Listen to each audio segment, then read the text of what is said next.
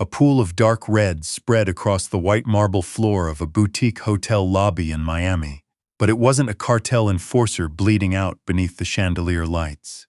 It was a 23-year-old housekeeper named June Calloway. She had just stepped between a gunman and a 7-year-old girl, the only grandchild of the most feared crime lord on the eastern seaboard. And before the ambulance had even turned the corner onto Brickell Avenue, the girl's grandfather made a decision that would change June Calloway's life forever. Miami in late October still smelled like jasmine and salt water, even past midnight. The Soleil Grand Hotel on Brickell was the kind of place where the chandeliers cost more than most people's houses, and the staff were trained to pretend they hadn't seen anything, no matter what they saw. June had been working housekeeping there for 2 years, pulling double shifts 6 nights a week to keep her younger sister Mara in nursing school up in Gainesville. She knew which guests wanted their towels folded into swans and which ones wanted to be left completely alone. She knew which elevator had a stuck button on the 14th floor. She knew, above all else, that the men in the penthouse suites who arrived without luggage and left before sunrise were not the kind of men you made eye contact with. She had never once broken that rule, until the night of October 22nd. The hotel was hosting a private dinner in the Versailles Ballroom on the 2nd floor. June had been assigned to turn down the rooms on the 19th floor, a routine she could do half asleep, which she practically was. She was pushing her cart down the long corridor, the wheels whispering against the carpet, when she heard it, a small, high-pitched sound coming from the elevator alcove at the far end of the hall. Not a cry, more like a child trying very hard not to cry. June hesitated. She was not supposed to approach guests uninvited. She was definitely not supposed to approach anyone connected to the private dinner downstairs, which the senior staff had made very clear that morning during the briefing. Service the rooms. Do not linger. Do not ask questions. But the sound came again, and June Calloway had never in her life been able to walk away from something that small and frightened. She found the little girl tucked into the corner of the alcove, knees pulled to her chest, wearing a white dress with a satin ribbon at the waist that was now partially untied. She was maybe 6 or 7 years old, with dark curls and enormous brown eyes that were bright with unshed tears. Beside her on the floor was a broken bracelet, small gold beads scattered across the carpet. "Hey," June said softly, crouching down. "You okay, sweetheart?" The little girl looked up at her. "I broke it," she whispered, like it was a catastrophe. "Grandpa gave it to me, and I broke it." June glanced at the beads. "We can fix that. What's your name?" "Lucia." "I'm June. Come on, Lucia. Let's get you back to your grandfather." It was that simple, that ordinary. A housekeeper helping a lost child find her family. June had gathered the beads into her apron pocket, taken Lucia's small hand, and walked her toward the elevator. She had pressed the button for the lobby, intending to hand the child off to security at the front desk. The elevator doors opened on the ground floor. The lobby was quiet at that hour, just the soft murmur of the fountain near the entrance and the night manager at his desk on the far side of the room. But as June stepped out with Lucia's hand in hers, she noticed the front doors slide open. A man walked in. He was dressed wrong for the hotel, too casual, a dark zip-up jacket despite the Miami heat, the kind that had deep pockets. He wasn't looking at the desk or the fountain or the art on the walls. He was looking at Lucia. June felt it before she understood it. Some animal instinct that lives beneath conscious thought, the thing that makes the hair on your arms stand up when a situation turns wrong. The man's right hand moved toward his jacket pocket. "Get behind me," June said, and she stepped forward. She didn't reach for anything. She had nothing to reach for. She was a 23-year-old housekeeper in a gray uniform with a pocket full of gold beads. But she put herself between the man and the little girl, arms spread, and she looked him dead in the eye. The gun was already in his hand. He fired 3 times. The first bullet caught June in the right shoulder, spinning her sideways. The second went through her side, just below her ribs. The third, and this was the one the doctors would talk about in low, astonished voices for days afterward, passed clean through her left arm and embedded in the marble column behind her without hitting anything vital. June went down hard, her shoulder slamming into the floor, Lucia screaming behind her. The gunman turned to finish it. He never got the chance. The hotel's side entrance blew open. 4 men in dark suits moved through the lobby with the kind of coordinated lethal precision that had nothing to do with hotel security. The gunman spun, fired twice, and went down before he could fire a third time. Standing at the center of the lobby, flanked by his men, was Raymond Caruso. At 61 years old, Raymond Caruso was not a large man in the physical sense. He was compact, silver-haired, immaculately dressed even at midnight, with a face that had the particular stillness of someone who had learned long ago never to let his expression betray his thoughts. He ran the most sophisticated financial crime organization on the East Coast, with legitimate holdings in real estate, shipping, and private equity that gave him a public face clean enough to attend charity galas and shake hands with senators. His enemies, the ones still alive, described him in whispers and mostly referred to him as simply the old man. He crossed the lobby in 7 steps. Lucia ran to him, slamming into his chest. He caught her without looking down, his eyes locked on the young woman bleeding on the marble floor. "Lucia." His voice was controlled, even. "Did he touch you?" "No," Lucia sobbed into his jacket. "She stopped him, Grandpa. She stopped him." Raymond Caruso looked down at June Calloway. She was conscious, barely, her gray uniform soaked through on one side, her right arm pressed uselessly against her shoulder. Her face had gone the color of the marble beneath her. But her eyes were open, and when Raymond crouched down beside her, she looked directly at him without flinching. "Is she okay?" June said. Not a question, exactly, a demand. Something moved across Raymond Caruso's face that none of his men had ever seen before. He reached out and pressed his own folded pocket square firmly against the wound at her side. "She's fine," he said. "Because of you." "Good," June whispered, and then she went unconscious.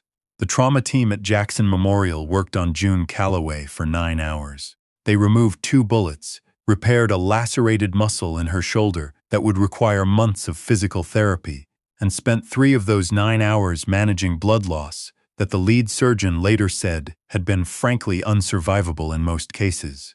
She survived because she was young and healthy, and the surgeon privately suspected because she was simply too stubborn to do otherwise.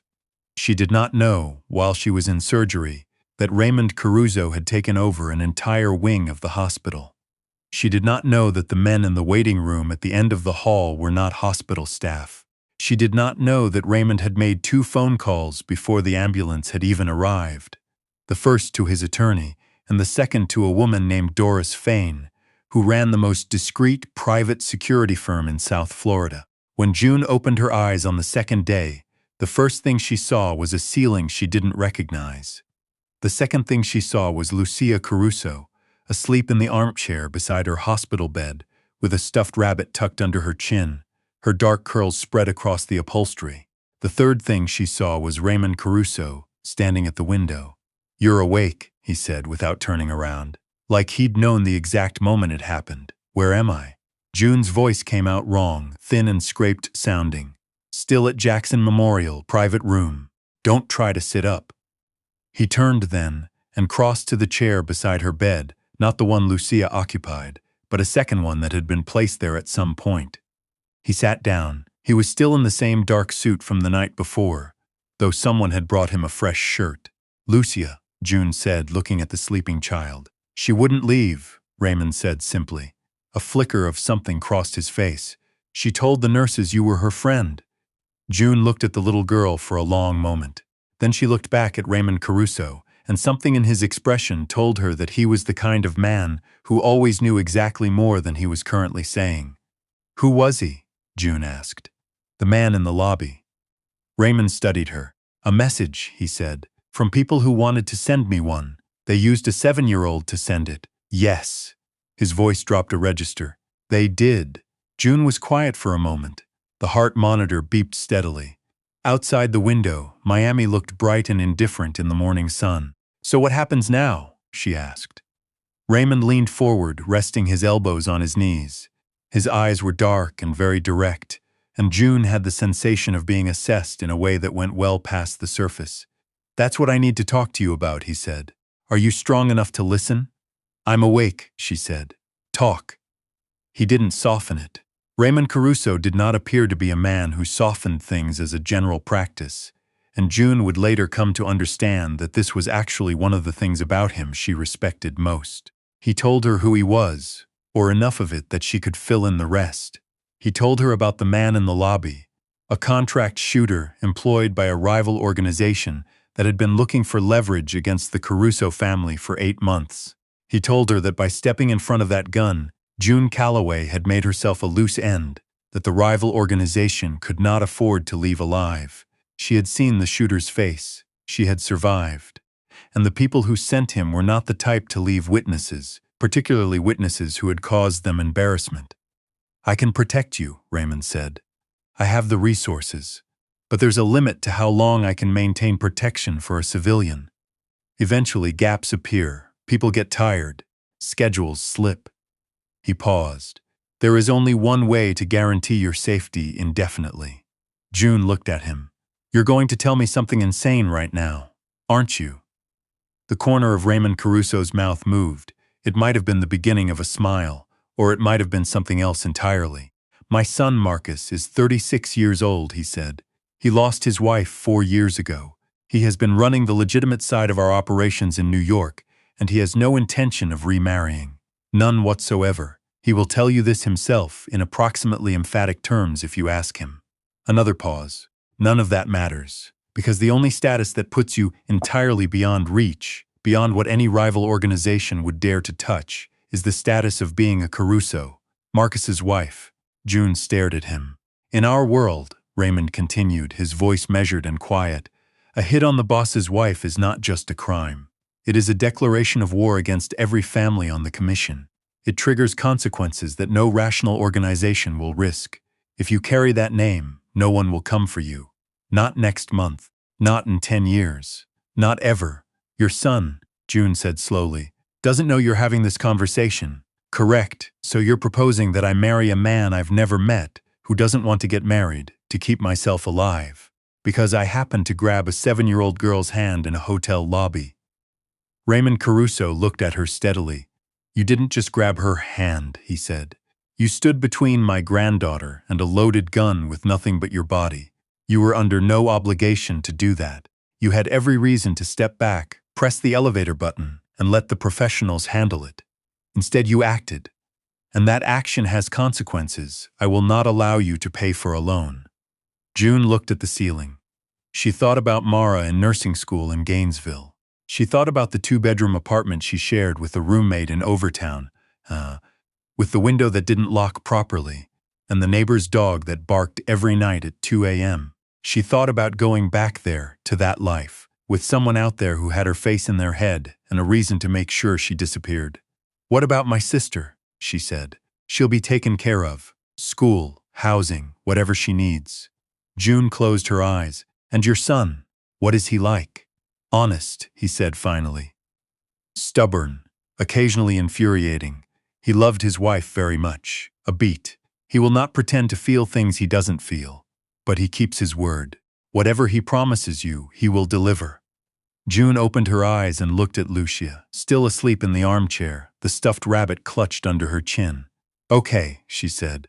Marcus Caruso arrived at Jackson Memorial at 9:45 that evening, and June knew before he was even fully through the door that Raymond had not, in fact, warned him about any of this. He was taller than his father, broader through the shoulders, with the same dark eyes and the same quality of contained stillness. He was dressed in a gray jacket that had been loosened at the collar somewhere between the airport and the hospital room, and when he walked in and saw June in the bed and Raymond in the chair and Lucia asleep with the rabbit, he stopped in the doorway and looked at his father with an expression that contained approximately 17 separate things and communicated all of them without a word. Raymond stood up. "Marcus, this is June Calloway." Marcus Caruso looked at June. June looked back at him. "He told you," Marcus said. "He told me," she confirmed. He dragged a hand through his hair. He turned and looked at his father again. Raymond met his gaze with the particular patience of a man who has made a decision and is simply waiting for the room to catch up with it. "This is," Marcus started. "Necessary," Raymond said. "I was going to say insane, also accurate." Marcus looked at the ceiling for a moment.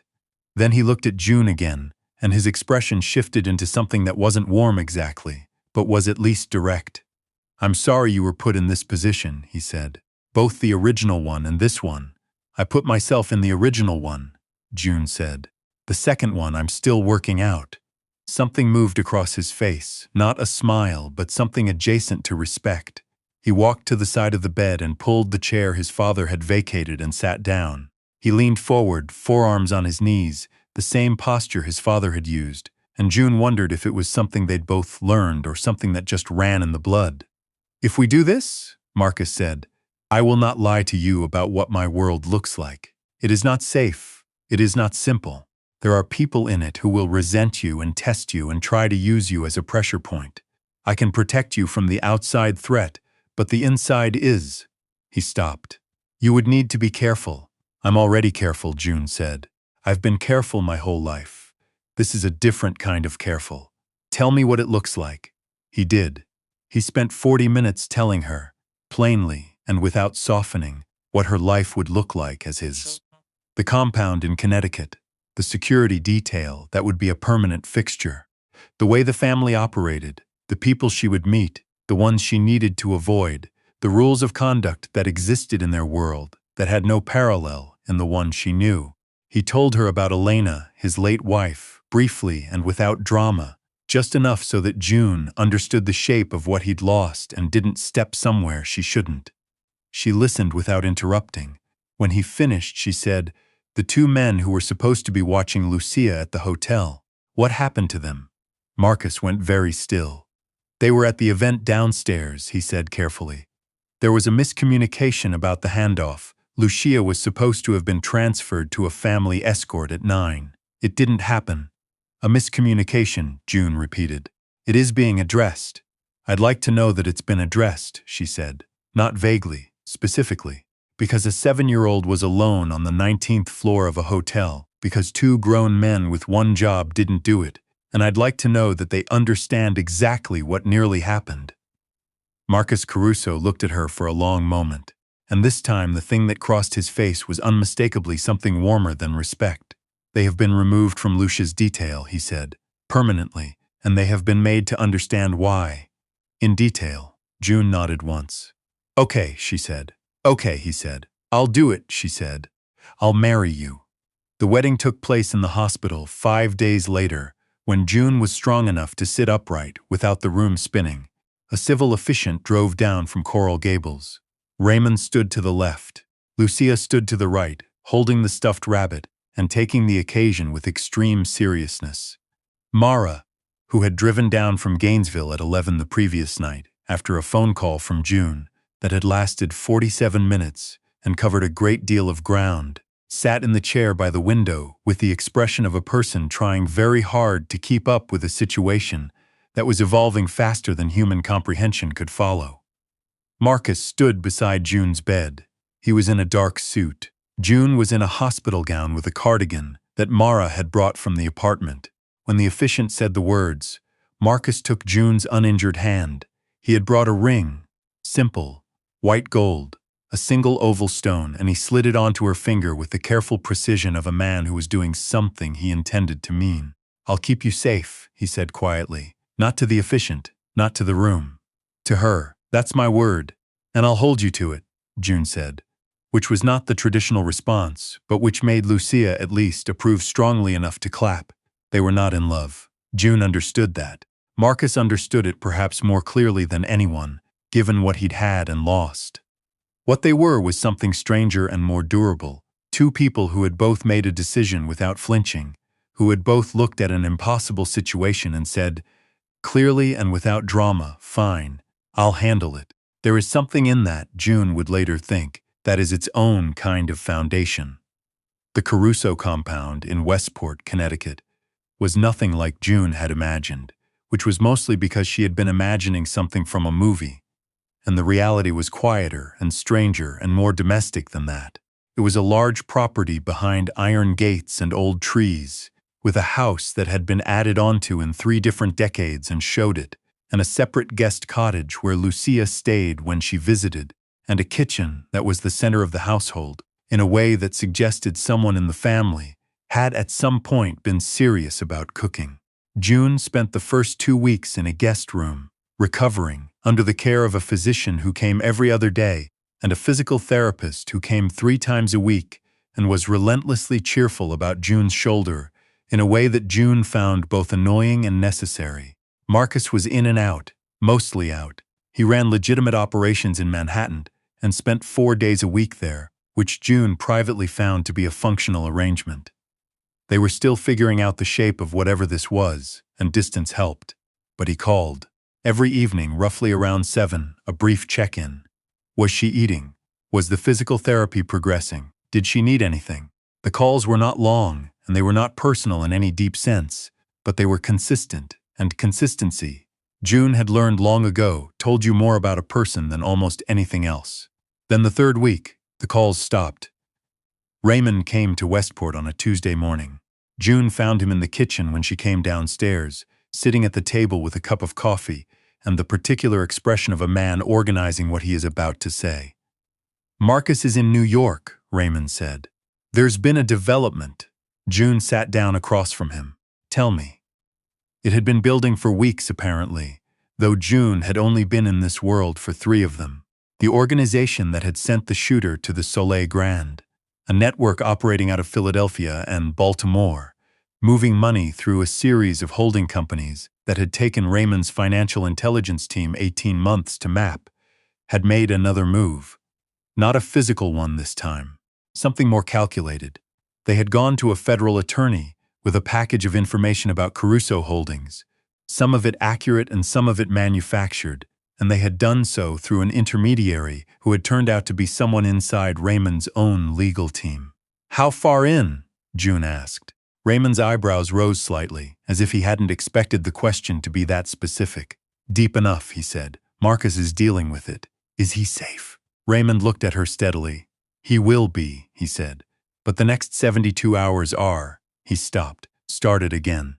"The people who sent that shooter to the hotel did not do so because they're impulsive, they're patient, and they're precise, and they have been trying to dismantle this family for 3 years. The informant on our legal team had been in place for 14 months. This is not a problem Marcus can solve quickly." June was quiet for a moment. Outside the kitchen window, the old trees that bordered the property were losing their leaves, and the light had that particular flat October quality that makes everything look like it's holding its breath. "What can I do?" she said. "Nothing," Raymond said. "Stay safe. Stay here. That's not what I asked." Raymond looked at her again in that particular way he had, assessing, recalibrating. He had done it the first time in the hospital lobby when she was bleeding on the floor, and she had come to understand that it was what he did when he encountered something he hadn't fully accounted for. "There's a meeting," he said slowly. "In 2 days. Representatives from 3 allied families. They need to hear directly from Marcus that the Caruso position is stable, that this legal situation is contained, and that we are not, in their language, exposed." Marcus was going to present that case himself. He may not be able to be there. What happens if he's not? The allies get nervous. Nervous allies make poor decisions. June looked at her coffee cup. She thought about the 19 floors of the Soleil Grand, the sound of the lobby fountain, the broken bracelet on the carpet.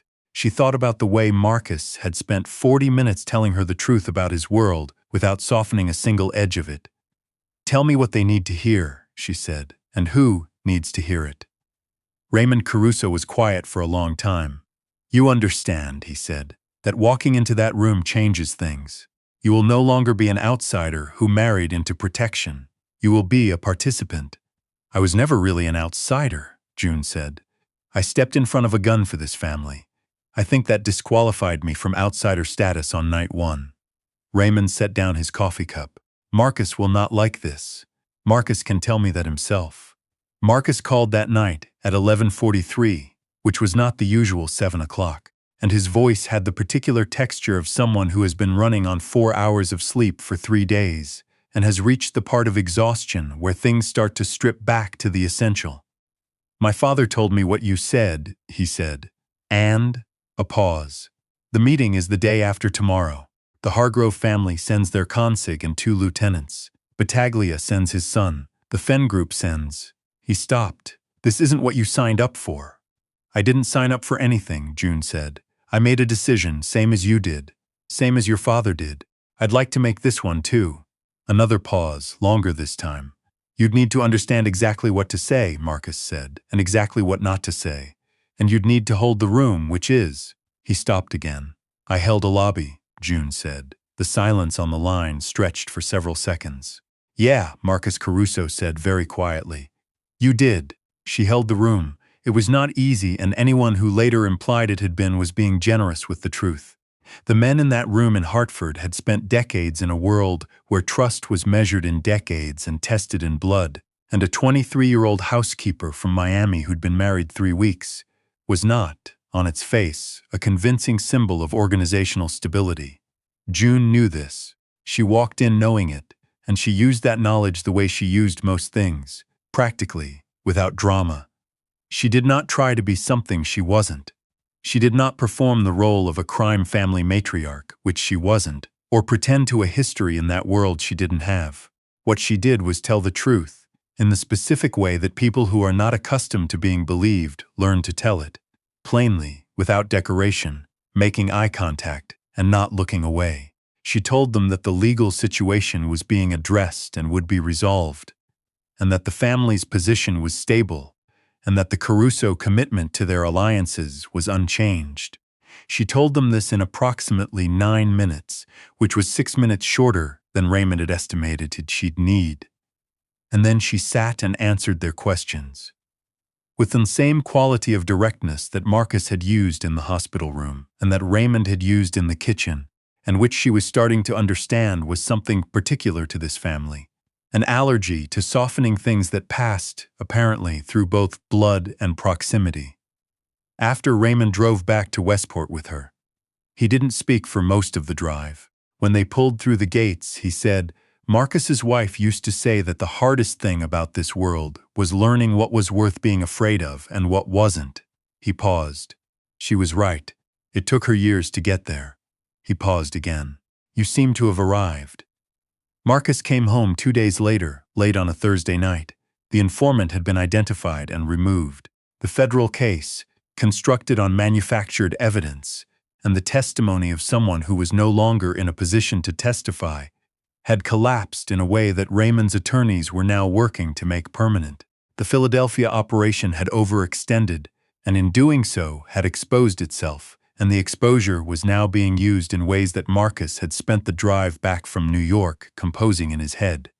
June was in the kitchen when he came in. She was making tea because she couldn't sleep, which had become a pattern since the hotel, and which the physician said was normal and would resolve, and which she mostly managed by reading or by coming downstairs at 2 in the morning and making tea she barely drank. Marcus set his bag down by the door and stood in the kitchen doorway for a moment, taking in the state of things. The light over the stove, the cup on the counter, June in the cardigan Mara had brought from the apartment. You held the room, he said. Your father may have oversold that a little, she said. He doesn't oversell things. Marcus came into the kitchen. He looked exhausted in the way that went past the physical, the kind that had to do with the weight of things that required watching and managing and anticipating without sleep. He poured himself a glass of water and leaned against the counter. They stood in the kitchen, in the quiet of 2 in the morning, and didn't say anything for a while, and it wasn't uncomfortable the way it might have been 3 weeks ago, when they were still new and strange to each other. Something had shifted in the weeks she'd been here, and the days she'd held the room, and the late conversations, and the consistent 7 o'clock calls that had become 11 o'clock calls, and then sometimes 2-hour conversations that ranged far beyond the functional check-ins they had started as. The men at the hotel, Marcus said. The ones on Lucia's detail, you told me they were addressed. I did. I want you to know. He stopped, which for Marcus was unusual.